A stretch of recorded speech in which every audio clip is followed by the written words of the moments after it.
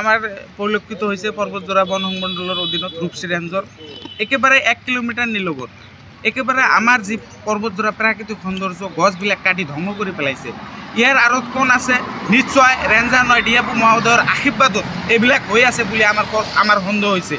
আমি সেই হিচাপত যাতে পৰ্বতজোড়া যাতে প্ৰাকৃতিক সৌন্দৰ্য বিনষ্ট নহয় এই স্বাৰ্থত আমি আমাৰ ফৰেষ্টৰ মহোদয়ক আহ্বান জনাইছোঁ অতি সোনকালে ইয়াৰ তদন্ত হ'ব লাগে, অন্যথায় আমি পৰ্বতজোড়া জিলা এপিএমচিয়ে ইয়াৰ বাবে আমি তীব্ৰ আন্দোলন কৰি তুলিবলৈ বাধ্য হ'ম। আৰু যদি ডিএফও আৰু ৰেঞ্জাৰ মহোদয়ে কৈছে যে আমি ব্যৰ্থ, অতি সোনকালে তেওঁলোকৰ চকী এৰিব লাগে। আমি তেওঁলোকৰ জায়গাত বেলেগ মানুহ বহাই হ'লেও আমাৰ এই পৰ্বতজোড়া অঞ্চলৰ প্ৰাকৃতিক সৌন্দৰ্য বজাই ৰাখিম। বন বিভাগৰ ভূমিকা একেবাৰে নিমাত, তেওঁলোকে একেবাৰে শূন্য ভূমিকা পালন কৰিছে। তেওঁলোকে এই ক্ষেত্ৰত একেবাৰে মাত মাতা নাই আমাৰ পৰিলক্ষিত হৈছে। সেই হিচাপত যদি ইয়াম মহোদয়ক আহ্বান জনাইছোঁ অতি সোনকালে যদি তদন্ত নহয় আমি পৰ্বতজোড়া ৰাইজ লৈ পৰ্বতজোড়া জিলা এপিএমচিৰ নেতৃত্বত আমি ৰূপসী ৰেঞ্জ তালা মাৰিবলৈ বাধ্য হ'ম।